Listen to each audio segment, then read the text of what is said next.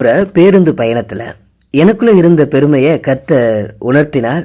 அதற்கப்புறம் அந்த கண்டக்டரை நேசிச்சு ஜெபம் பண்ணதுனால எனக்கு ஒரு ஆசீர்வாதம் கிடைச்சது. பிரியமானவர்களே, ஒரு முறை நான் கோயம்புத்தூர் மாவட்டம் வீரபாண்டி பிரிவில் இருக்கிற ஒரு சர்ச்சுக்கு போகிறதுக்காக காந்திபுரத்துலேருந்து கிளம்பி போகிறேன். என்கிட்ட அன்னைக்கு பஸ் செலவுக்கு பார்த்தீங்கன்னா மொத்தமாகவே 27 ரூபாய் தான் இருந்தது. காந்திபுரத்துலேருந்து வீரபாண்டி பிரிவுக்கு 13 ரூபா ஆகும். போகவும் வரவும் சேர்த்தோம்னா 26 ரூபா ஆகும். ஒரு 20 ரூபா தாள், 5 ரூபா காயின் ஒன்று, 2 ரூபா காயின் ஒன்று, இதான் நான் வச்சுருந்தது.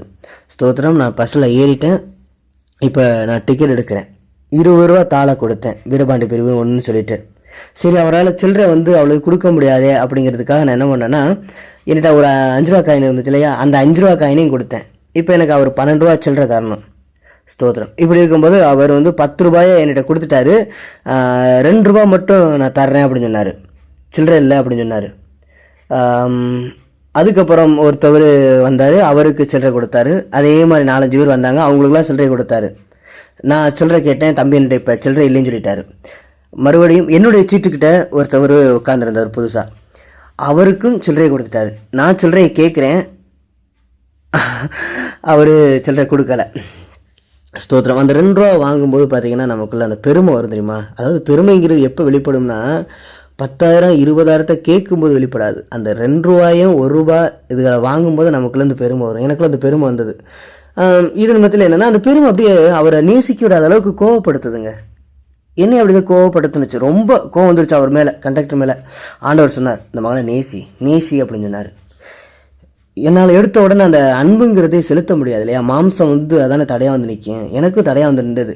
ஆனால் கடைசி நேரத்தில் என்னால் அவர் ஒருவேளை 2 ரூபா தானடா அப்படின்னு சொல்லி அசால்ட்டாக விட்டுருவாரோ அப்படிங்கிற ஒரு பயம் இருந்தது. ஏன்னா எனக்கு ரிட்டர்ன் வர்றதுக்கு அந்த பணம் தான் இருந்தது. ஓகேவா. நான் அதனால் என்னென்னா, அந்த 2 ரூபாயினுடைய அருமையை புரிஞ்சுக்கிட்டு நான் அவர்கிட்ட கெஞ்சினேன். ஆனால் கடைசி வரை கொடுக்கலங்க. கடைசியில் அவ்வளோதான் போல அப்படின்னு சொல்லி விட்டுட்டேன். ஆண்டவர் நான் அந்த மகனை நேசித்து ஜெபம் பண்ண சொன்னார். நானும் ஜெபம் பண்ணேன். கடைசியில் அந்த பஸ்ஸை விட்டு இறங்கினேன். என்னுடைய ஸ்டாப் இறங்கிட்டேன்.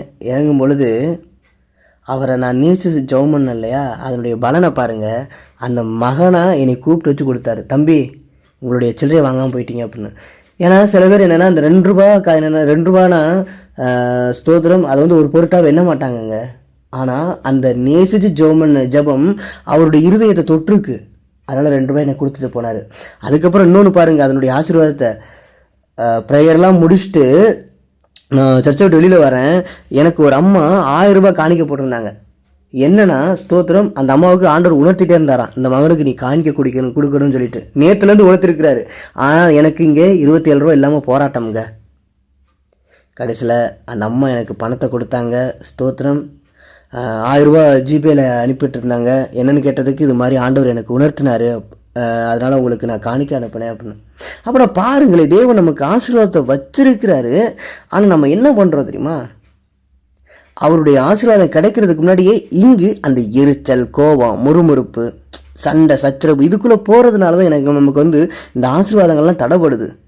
இங்கே பஸ்ஸில் நடந்த சம்பவத்தை நல்லா கவனிங்க. அவர் 2 ரூபா எனக்கு தரணும். அந்த 2 ரூபாயை ஃபஸ்ட்டு நான் ஏளனமாக விட்டுருந்தாலும் அதுவும் தப்பு. இப்போ நான் கேட்டதுனால அவர் அதை கேட்குறதுக்கு முன்னாடி என்னென்னா, எனக்குள்ளே அந்த ஒரு பெருமை வந்துடுது. 2 ரூபாய் எப்படா போய் கேட்க முடியும் அப்படின்னு சொல்லிட்டு. கேட்கலாமா, 4 பேர் பார்த்தா என்ன நினைப்பாங்க அப்படின்னா. ஆனால் கர்த்தர் அங்கேயும் ஒரு பாடத்தை கொடுக்குறாரு. 4 பேருக்காக நீ அங்கே வாழ வேண்டிய அவசியமே இல்லை. உனக்கு அந்த 2 ரூபா தேவை, ஓகேவா, உன்னுடைய உழைப்பு. அப்போ நான் இதை வாங்கி தானே ஆகணும் அப்படின்னு சொல்லி தேவன் உணர்த்துறாரு. அதுக்கப்புறம் என்னென்னா, அவர் சில்லறை இல்லைன்னு சொல்லிட்டா ஸ்தோத்திரம், நான் அந்த இடத்துல பொறுமையாக இருக்க என்னால் கற்றுக்கொள்ள முடியலை. எல்லாருக்குமே சில்லறை கிடைக்குதுன்னு சொல்லிட்டு நான் உடனே என்ன பண்ணிடுறேன், எல்லாருமே பார்த்துடுறேன். ஆனால் கர்த்தர் ஏன் அந்த இடத்துல அதை கொடுக்க விடாமல் தடுத்தார் அப்படிங்கிற அந்த மனநிலைமை படிக்கலை. அது ஆவிக்குரியவன் எல்லாவற்றையும் ஆராய்ந்து நிதானிக்கிறானுங்கிற வசனத்தை நீங்கள் யாரும் மறந்துடக்கூடாது. என்னுடைய வாழ்க்கையில் அந்த நிதானங்கிறது இப்போ கிடைச்சது. அதுக்காக நான் பொறுமையானவனான்னு பார்த்தா இல்லை, நான் பொறுமையானவனே இல்லை. எலி ஓட்டப்பானைகளை போயிட்டு வர்ற மாதிரி தான் என்னுடைய வாழ்க்கை, அப்படி துருதுன்னு இருப்பேன். ஆகவே இந்த இடத்துல தேவன் நிறைய பாடங்களை எனக்கு கற்றுக் கொடுக்குறாரு. நிதானிக்க, ஆவிக்குரிய காரியங்களை நிதானித்து அதை ஆராய்ஞ்சு சோதிக்க வேண்டியதுன்னு வேதம் சொல்லுது நமக்கு. பிரியமானவர்களே, உங்களுடைய ஆசீர்வாதத்துக்கு என்ன தடையாக இருக்குன்னு பாருங்கள். உங்களுடைய ஆசீர்வாதத்துக்கு என்ன தடை? நீங்கள் தான் தடை. உங்களுக்குள்ளே இருக்கிற மாம்சம் தான் தடை. 2 ரூபாயான்னு சொல்லி அசால்ட்டாக விட்டுட்டு வர்றதான குணாதிசயங்களும் நமக்குள்ளே இருக்குது. அந்த 2 ரூபாயும் தேவன் கொடுத்தது அப்படிங்கிறத ஃபஸ்ட்டு நீங்கள் புரிஞ்சுக்கிட்டீங்கன்னா அதுக்காக நீங்கள் போராடுவீங்க. சண்டை போட்டு அல்ல, அவங்கள நேசிச்சு ஜெபம் பண்ணி. நானும் நேசிச்சு ஜெபம் பண்ணேன். அங்கே தேவன் கடைசி நேரத்தில் கண்டக்டரு பஸ்ஸை விட்டு இறங்கி வந்துட்டார். இறங்கி வந்து எனக்கு பணத்தை கொடுத்துட்டு போனார். தம்பி இந்தாங்கப்பா, 2 ரூபாய் வாங்காமல் போகிறீங்க அப்படின்னு. இன்னொன்று சொல்லப்போனால் அவர் அந்த 2 ரூபாய் கொடுக்கலைன்னா நான் அன்னைக்கு பஸ்ஸு ரிட்டர்ன் போகிறதுக்கு எனக்கு பணம் இல்லாமல் நான் தவிச்சிருப்பேன்.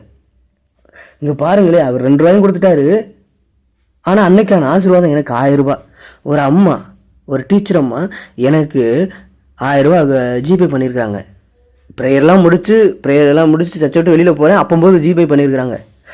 என்னடா அது நமக்கு இப்படி 1000 ரூபா வந்திருக்குன்னு போய் ஃபோன் பண்ணி கேட்டால் அந்த அம்மா சொல்கிறாங்க, தம்பி நான் உங்களுக்கு வந்து இந்த காணிக்கை கொடுக்கணும்னு சொல்லி நான் நினச்சிக்கிட்டே இருந்தேன் அப்படின்னு.